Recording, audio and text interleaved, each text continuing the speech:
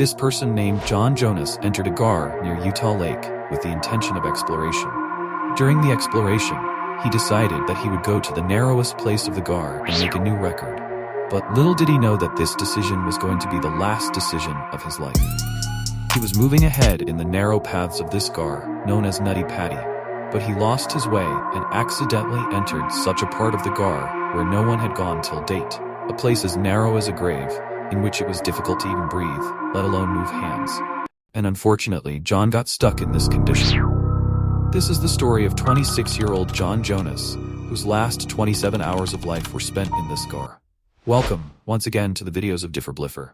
There are small rocks near Salt Lake City of Utah, inside which this hydrothermal cave named Nutty Paddy is present. This gar was discovered for the first time in 1960 by a person named Dale Green, and since then, thousands of young people have gone there. People started coming to test their skills. Nutty Paddy Cave is very famous for its narrow, slippery, and crooked paths. There is only one way to go inside it, and that too is only 30 inches wide, which means only those youngsters whose waist and chest are less than 30 inches can go inside it. Every year, around 2,000 people used to come here to show off their skills, but then between 1999 and 2004, some accidents happened here. And then many questions started being raised about the safety of the cave. On one occasion, a 23-year-old youngster was stuck in the depth of the cave for 1 hour, and on another occasion, a youngster was stuck upside down in the cave for the whole night. Due to these accidents, the authorities closed the Nutty Paddy Cave in 2006, but professional cavers said that if it has to be closed, then it should be closed only for those people who do not have any experience of caving, because often the same people get trapped here. On the other hand, the officials said that the Nutty Paddy Cave is no less than a time bomb, which can take someone's life at any time.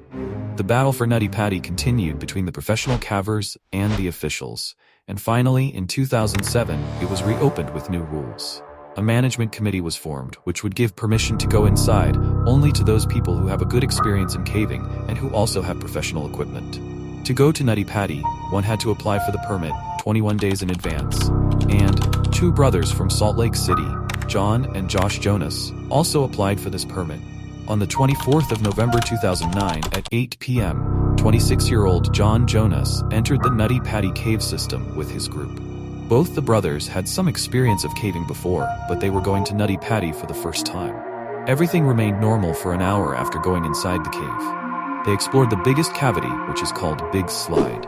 This was the point when John, Josh, and two other friends took the risk of going deep into the cave, i.e. the most difficult part of the cave, which is called Birth Canal. Birth Canal is so narrow that till date very few people have gone near it. Not only is it extremely narrow, but finding its way is also very difficult. Earlier, also many people were stuck on the way to Birth Canal, but John, his brother, and two friends were very fit. That is why they decided to go to Birth Canal, while the rest of the team members remained behind. The idea of going to Birth Canal was actually John's. That is why he was ahead of all of them. The way was so narrow that John was rolling on his stomach, thinking that he was entering the way to Birth Canal, while he unknowingly took a wrong turn and went on a way called Corkscrew. This was the place where only the narrowest cavers could go. If seen in the map of Gar, this was the way where John had to go towards the right Birth Canal.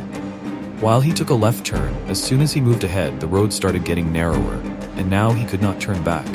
But he kept moving ahead in the hope that maybe the road ahead would be a little wider, and he would turn back from there. Ahead, he saw a place downwards, and here, John thought that maybe he would be able to turn back from here.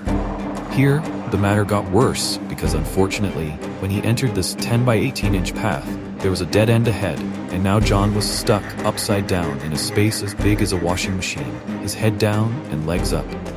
And the space was so narrow that his hands were also getting pressed in the body. That is, he was not even able to use his hands. John tried to get out of here many times but did not succeed even once.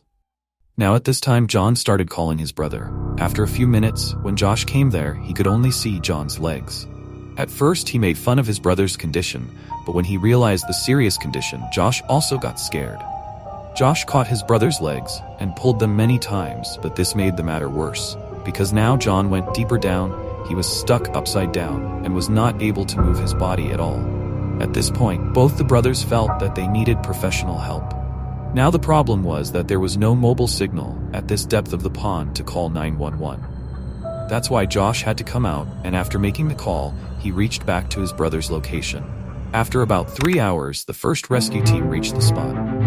It was Susie Motola, who tried to get John out for 2 hours, but John was stuck more badly than they expected.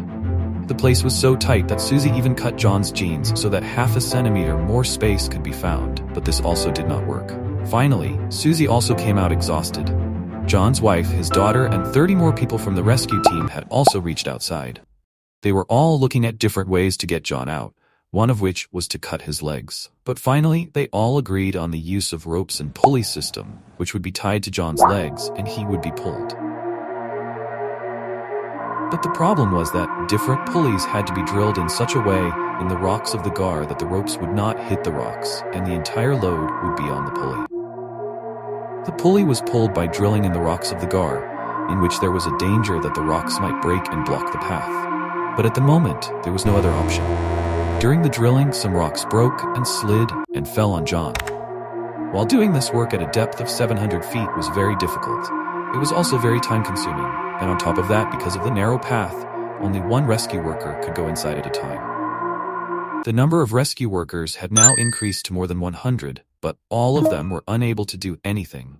And a doctor present in the rescue team made the matter even more serious when he told that since John is stuck upside down, he has only 10 hours left, which means that after this much time, his organs will start failing one by one. The human body is made to stay upright, in which the location of the heart is in the upper part of the body.